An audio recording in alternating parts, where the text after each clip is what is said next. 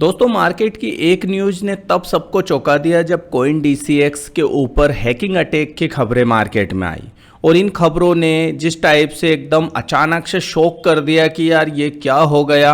और coin DCX पर Indians के बहुत ज़्यादा अकाउंट्स हैं, तो ऐसे में जिनके भी कोइन डीसीएक्स पर अकाउंट थे वो सकते में आ गए, क्योंकि यार पता नहीं कितना बड़ा हैकिंग अटैक हुआ है, क्या कुछ हुआ है। हालांकि फिर बाद में मालूम पड़ा कि यार 44 million US dollar security breach हुआ है और हैकर ने इतने पर सेंधमारी करने का प्रयास किया है और वो सफल हुआ है। क्योंकि हम तो पहले से ही दूध के जले हुए हैं, छाछ को भी फूक फूक कर पी रहे थे। वजीर एक्स के साथ जो हुआ हम सबको पता है और आज तक भी कुछ अता पता नहीं है कि क्या कुछ होने जा रहा है। हालांकि वजीर एक्स की तुलना में कोइन डीसीएक्स ने एक कदम काफ़ी अच्छा उठाया जो काफ़ी अच्छा लगा यूज़र को, और वो ये कि यार जितना भी हैकिंग अटैक हुआ है उन सभी की जिम्मेदारी कोइन डीसीएक्स ने अपने ऊपर ली है। मतलब जो इनका सिक्योरिटी फंड होता है रिजर्व में, जो इसी टाइप की सिचुएशन या फिर इमरजेंसी के लिए यूज़ में रखा जाता है, उस फंड का यूज़ करके इसकी भरपाई की जाएगी जो भी हैकिंग अटैक हुआ है और जो चोरी हुआ है जितना भी फंड। तो ये एक अच्छी चीज़ है। और दूसरी खबर आपके मन में ये भी चल रहा होगा कि यार कोइन डीसीएक्स पर इस टाइप से हैकिंग अटैक हुआ है तो क्या वजीर एक्स की तरह अब हमें जो है हमारा फंड भी चले जाएगा और क्या कुछ भी हाथ में नहीं लगना है, क्या वजीर एक्स की तरह ही कुछ ना कुछ ऐसा होगा। तो यहाँ पर जहाँ तक खबरें निकल कर आई है ऐसा कुछ भी नहीं हो रहा है। कोइन डीसीएक्स ने जिम्मेदारी ले ली है, उनके तरफ से इस फंड की भरपाई की जाएगी, ठीक है। और यहाँ पर ये जो हैकिंग अटैक हुआ है इसको हम छोटा हैकिंग अटैक कह सकते हैं, ठीक है, कंपैरिजन दूसरे टाइप के हैकिंग अटैक से। तो यहाँ पर ज़्यादा नुकसान नहीं हुआ है और इसीलिए कोइन डीसीएक्स यहाँ पर इसकी भरपाई कर रहा है। लेकिन सवाल तो यहाँ पर यह भी उठता है कि क्या भविष्य में क्या कोई सा भी एक्शन सुरक्षित नहीं है, और क्या कल को अगर कोइन डीसीएक्स पर बड़ा कुछ होता है तो क्या हमारा फंड रिफंड होगा हमें, और क्या फिर कोइन डीसीएक्स इस टाइप से जिम्मेदारी लेगा कि हम इसकी भरपाई करेंगे। तो कई सवाल मन में आपके भी चल रहे होंगे कि क्या कुछ करे क्या नहीं करे। तो उसका भी सॉल्यूशन मैं बताऊंगा कि आगे क्या करना चाहिए आपको। तो ये एक इम्पोर्टेंट सेशन हो जाता है। साथ ही कोइन डीसीएक्स पर आगे की क्या कार्रवाई हो रही है वो भी हम बात करें। तो सबसे पहले आगे की क्या कार्रवाई हो रही है इस हैकिंग अटैक के बाद वो देख लेते हैं। तो जैसे कि खबरों की माने तो कोइन डीसीएक्स ने बेसिकली एक बाउंटी प्रोग्राम लॉन्च कर दिया है इस फंड की रिकवरी के लिए, और इसके लिए 368 करोड़ हैक हुए हैं। तो उसके लिए सबसे बड़ा शायद बताया जा रहा है India's largest crypto recovery bounty program इसको कहा जा रहा है, और जिसमें पेशकश कहा कोइन डीसीएक्स ने पेशकश दी है कि अगर जो भी इस फंड को जो चोर है उनसे बचा कर लाएंगे तो उनको इसका 25% जो है दिया जाएगा, ऑफर किया जाएगा। ऐसा कुछ यहाँ पर खबरें मार्केट में आ रही है, अच्छी चीज़ है। हालांकि अभी वजीर एक्स के साथ जो हुआ था वो अभी तक कुछ भी सॉल्यूशन नहीं निकल पाया है, तो उम्मीद कम है। लेकिन देखते हैं क्या कुछ निकल कर आता है भविष्य में। लेकिन सबसे बड़ा सवाल ये आता है कि यार कोइन डीसीएक्स के साथ भी ऐसा हो सकता है तो कल को हमारा फंड के साथ भी सिक्योरिटी इश्यू उत्पन्न हो सकता है। तो इसके लिए आगे क्या सॉल्यूशन है सर? तो देखिए सॉल्यूशन सिंपल है, मैं कई मौक़ों पर आपके साथ डिस्कस भी इस चीज़ को कर चुका हूँ, और सॉल्यूशन यही है कि देखिए किसी भी सेंट्रलाइज एक्सचेंज, आप कोइन डीसीएक्स एक सेंट्रलाइज एक्सचेंज है, तो किसी भी सेंट्रलाइज एक्सचेंज पर आँख मीच कर भरोसा नहीं करें। जितने भी कोइन हम पोर्टफोलियो में रखे हुए हमारे, उन सभी को हम हमारे या तो सॉफ्टवेयर वॉलेट या फिर हार्डवेयर वॉलेट में शिफ्ट करके रखें। ये सबसे अच्छा तरीका होता है। मतलब हमारे जितने भी कोइन हमने खरीदे उनकी कस्टडी हमारे पास होना चाहिए, क्योंकि सेंट्रलाइज एक्सचेंज पर यही सबसे बड़ी प्रॉब्लम होती है हैकिंग अटैक की, और भी कई इश्यूज आते रहते हैं। और कस्टडी अगर हमारे पास है तो फिर कल को किसी भी आपके एक्सचेंज जहाँ से आप ट्रेड कर रहे हो उसके साथ कुछ भी होता है तो आप सेफ रह सकते हैं।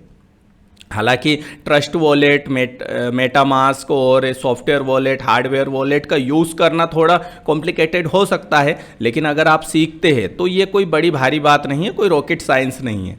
जब हम क्रिप्टो में कोइन डीसीएक्स पर अकाउंट सेटअप कर सकते हैं और सब कुछ कर सकते हैं, यहाँ तक आ सकते हैं, तो आगे भी हम चीज़ें कर सकते हैं।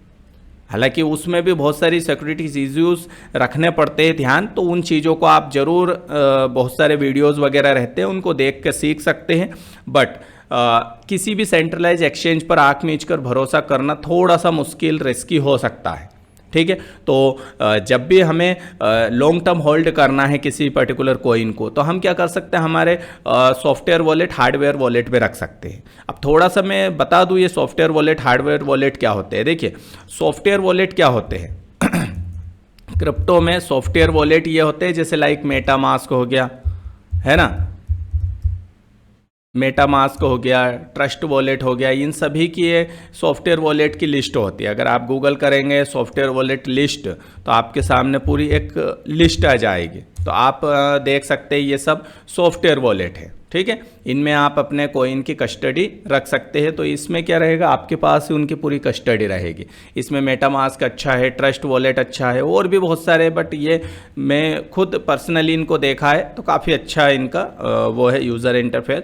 और जब भी हमें देखिए लॉन्ग टर्म होल्ड करना रहता है तो हमारे किसी भी एक्सचेंज लाइक CoinDCX से ही आपने कॉइन खरीदे और आपने ट्रांसफ़र मेटामास्क ट्रस्ट वॉलेट पे उसको कर लिया, और फिर जब आपको सेल करना हो तब वापस ट्रस्ट वॉलेट मेटामास्क से शिफ्ट कर दो CoinDCX जैसे एक्सचेंज पर और सेल कर दो। सिंपल सा फंडा है। तो ये सबसे अच्छा तरीका होता है। तो कल को अगर कोई हैकिंग अटैक होता भी है आपके सेंट्रलाइज एक्सचेंज पर, तो आपके कॉइन के ऊपर कोई फ़र्क नहीं पड़ेगा, आपके उसके ऊपर फंड के ऊपर या आपके कॉइन के ऊपर, क्योंकि उनकी कस्टडी आपके पास है, ठीक है। हैकर उनको कुछ भी नहीं कर सकता, और जब बेचना हो तब हम शिफ्ट करके सेल कर सकते हैं। तो इस टाइप से प्रोसेस अगर आप करेंगे तो काफ़ी अच्छा है। अगर हम यहाँ पर मैं लिखता हूँ मेटामास्क, ठीक है, तो ये मेटामास्क का ये वेबसाइट है। आप जाके यहाँ पर बहुत सारे वीडियो है किस टाइप से अकाउंट सेटअप किया जाता है, सब आपको मालूम पड़ जाएगा। इसी टाइप से अगर आप ट्रस्ट वॉलेट सर्च करते हैं, वैसे आप सभी को इसका नॉलेज होगा ही सही, तो ये सबसे अच्छी चीज़ रहती है। तो इस टाइप से हम काफ़ी हद तक बच सकते हैं चीज़ों से, ठीक है। हालांकि कुछ इश्यूज मैंने देखा था, कुछ कमेंट्स भी आए थे और ऐसी खबरें भी मिली थी कि अभी CoinDCX पर जो विड्रॉल है वो थोड़ा पेंडिंग हो रहे हैं। हालांकि वो पुष्टि में नहीं करता उस खबर की।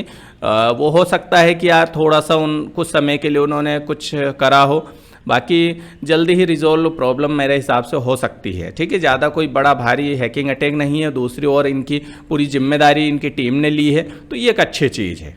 तो थोड़ा सा सेफ रहिए यार, यही मैं आपसे कहूँगा कि कल को किसी भी सेंट्रलाइज एक्सचेंज पर तो ये चीज़ें चलती रहती है। अभी एक विदेशी एक्सचेंज के ऊपर भी खबरें आई थी, WazirX हमारे सामने जीता जागता उदाहरण है। अब CoinDCX के साथ हो गया है, तो किसी के साथ भी हो सकता है। तो सेफ रहिए, सेफ गेम खेलिए, यही मैं आपसे जो है उम्मीद करूंगा, क्योंकि क्रिप्टो मार्केट ने एक उम्मीद जगाई है। बिटकॉइन भी 1,18,000 के आसपास आया है, इथेरियम अच्छा करता हुआ दिख रहा है, और भी कई कॉइन हैं जो अच्छा करते हुए दिख रहे हैं। तो उम्मीद है कि मार्केट यहाँ से कुछ अच्छा करेगा, और हम जो उम्मीद लगाए बैठे हैं वो हमारी उम्मीदें भी कहीं ना कहीं परवान चढ़ेगी, ऐसी एक्सपेक्ट हम कर सकते हैं मार्केट से, ठीक है। तो ऐसे में हमारे पास जब फंडी मतलब हमारे पास खुद कॉइन की कस्टडी नहीं रहेगी तो फिर कैसे आगे काम चलेगा। तो थोड़ा सा इधर भी हमें सिक्योरिटी स्ट्रोंग रखनी है, और प्लस इधर भी हमारा ध्यान रहना है मार्केट के ऊपर भी। दोनों चीज़ें एक साथ चलेगी तो काफ़ी मज़ा आएगा। तो आई होप ये वीडियो इन्जॉय किया है। एजुकेशन पर्पस ये वीडियो शूट किया जा रहा है, इसमें कोई क्रिप्टो एडवाइस नहीं है। आप अपने क्रिप्टो एडवाइज़र से पूछकर ही किसी भी कॉइन को बाय सेल करें, यही सलाह है। मैं कोई क्रिप्टो एडवाइज़र नहीं हूँ। मिलते हैं किसी नए इंटरेस्टिंग वीडियो में। नमस्कार।